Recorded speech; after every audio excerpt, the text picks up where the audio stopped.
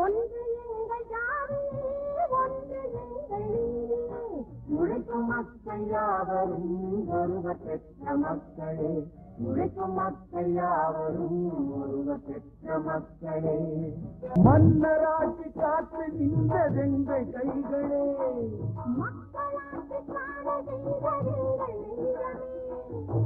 Abandon Tokyo. This is the story of how it almost happened.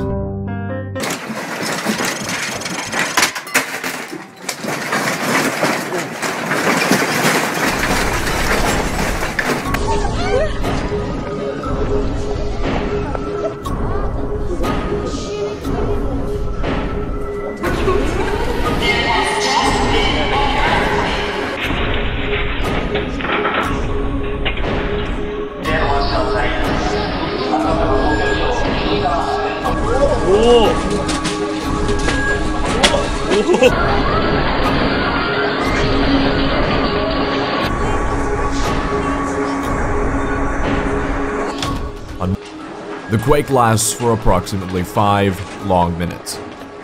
When it's over, people file out of their buildings and onto the streets. Their strict Japanese building codes meant that the large skyscrapers are designed to sway with the shaking ground. Even still, Tokyo's transportation network is crippled.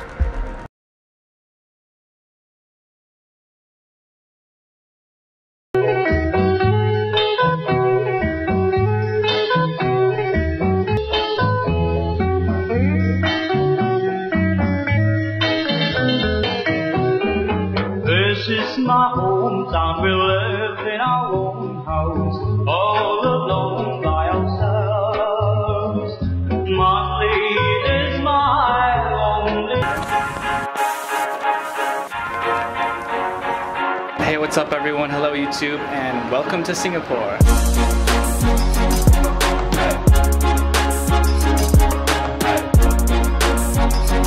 Entertaining in the end. So I actually wasn't going to make a video about Singapore because I came here with a different purpose, and that was to decide if living in Singapore would be good or not. Might get a little too hot, I'm not quite sure on that yet because Taipei also gets very hot. Convenience, well, it's not exactly inconvenient, but I'll get into that in a second. But really there is a lot of entertainment here, tons of food, oh my god. You can't.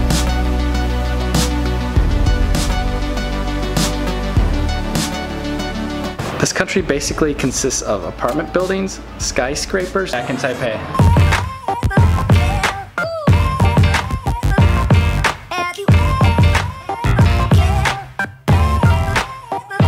Years. The physical developments and the infrastructure that you see today, such as new towns, our transport network, and our quality living environment, are results of our earlier concept plans.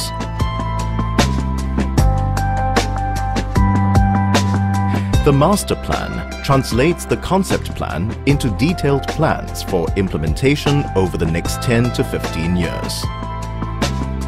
The Master Plan 1998 was particularly significant as it was the first major review where we comprehensively spelt out the planning intentions for every plot of land in Singapore. Together, the concept plan and master plan have transformed our city into one that is buzzing with growth and bursting with life. Planning by URA is always carried out in collaboration with our partners, stakeholders, and the public.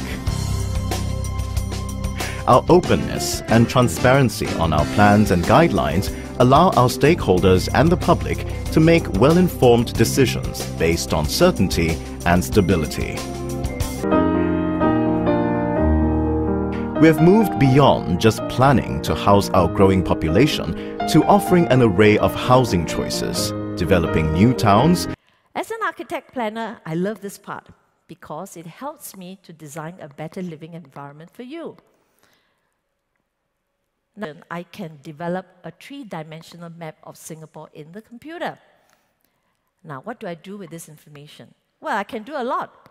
I can do a computer model that simulates the wind flows through the town. We're in the tropics, we love the wind. We're not in Chicago. Pattern of the wind flow. And then we adjusted the buildings, we moved the parks around, and then you find that the wind flows improve. You see more of the orange and the red colors, which means you get a cooler and a better air. Add a layer of sensors to the town. All right, can have a layer of sensors that tells you about the humidity, the heat, the wind flows, and all this data that I collect can go back into the computer systems. Example, we have put a lot of solar panels on hundreds of buildings on HDB blocks. You may not see it because you didn't climb up to the roof. Now, we put in sensors to all the solar panels, and we track the energy that's collected. And we know immediately when a panel is not working because it would not be collecting energy, and we can fix it. But do you know that such data collected can do many things? The lighting along your corridor. Now, how many of you walk into a toilet and it suddenly switches on and you get a shock from dark to light, right? Well, smart sensors allow a person to walk along a corridor. It can even predict where you're going, and then the lighting level picks up. And when you have passed it, the lighting level dims again. We have 24,000 lifts in HDB towns, and we monitor it every day. Now, when you're sleeping at night, you may not know this, but we move the lifts when you're sleeping. But why do we want to collect such data? It's great data for transport planners because by looking at, so when you're waiting for your bus, on your handphone, you will be able to find out that this bus that's coming is going to be crowded. So you might want to take another bus. Good afternoon. I'm very excited to be here. And I'm excited to share these ideas with you and come to talking about how cities can turn themselves around and behave like ecosystems rather than parasites. I will give food safety and water safety and availability are the big questions facing the causes of rapid climate change, which we have partially caused. We're going to have another 3 billion people, perhaps. And how much land there is, and this is how much we already use. You know that there are produce the food, we produce the byproducts are then recycled back into the urban farm.